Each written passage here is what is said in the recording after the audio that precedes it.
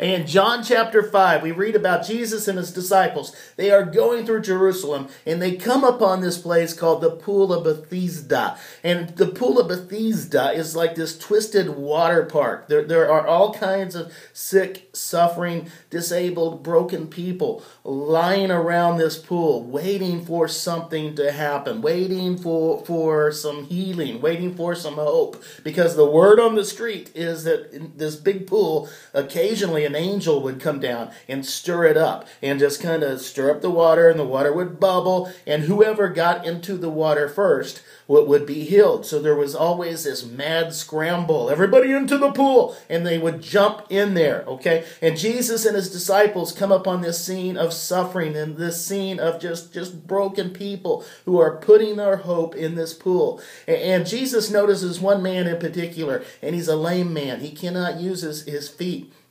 And so he's over there, and Jesus is like, hey, do you want to get healed? Do you want to be whole? Do you want to walk? And the guy's like, yeah, of course I do. But when the water bubbles, there's nobody to carry me in. I can't get there by myself, and everybody gets there before I do. So this man has been living in lameland for 38 years. He has been here for 38 years, waiting for the water to bubble, waiting for some hope, waiting for some healing. And he's had 38 years of a lame life. And Jesus looks at him and he says this in verse 8, stand up, carry your mat, and walk. At that moment, Jesus uttered these words. A healing energy coursed through the man and returned life to his limbs. He stood and walked for the first time in 38 years. But this was the Sabbath day, and any work, including carrying a mat, was prohibited on this day. So Jesus, this man has been held down by the man, literally. Jesus comes along, he gives him life. And Jesus is like, do you want to get well? Because this has become this man's way of life. He has resigned to living this way. He's almost given up. He's living a life that is lame, and he is trapped by that. But Jesus has compassion. He sees the suffering, and he's going to do something about it. And he heals, but he heals on the Sabbath. And all the religious leaders are there. They're hung up on rules. They're hung up on appearances and what things look like. They're more concerned with law than love. Jesus is more concerned with love than law. So he is when he sees lame people, he wants to help. He wants to reach out. For him, it's not about rules, it's about love. He came to bring us life. Let's redefine and broaden the term of lame a little bit, because it's not just people who can't move their legs.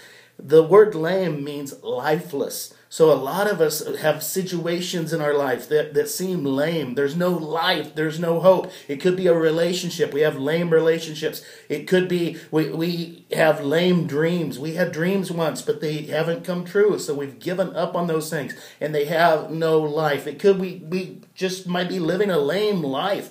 And we need to escape from lame land. We need to get out. And Jesus comes along and breaks through that. Okay? And these guys, the religious leaders, are giving this formerly disabled man a really hard time. And they're telling him, who was this and that did this to you? And you shouldn't have been carrying your mat on the wrong day. And because they're all about law. They're not about love. Jesus finds him again because as they've been separated, Jesus finds him again and says, hey, don't sin anymore, okay? Make the right choices. You've escaped from lame land. Now stay out of lame land. If you want to stay out of lame land, we need to change our life. We need to make the right choices. We don't have to be perfect, because it's about love. It's not about law. But we do need to move in the right direction. We need to be moving out of lame land. Jesus came to break us out of lame land, okay?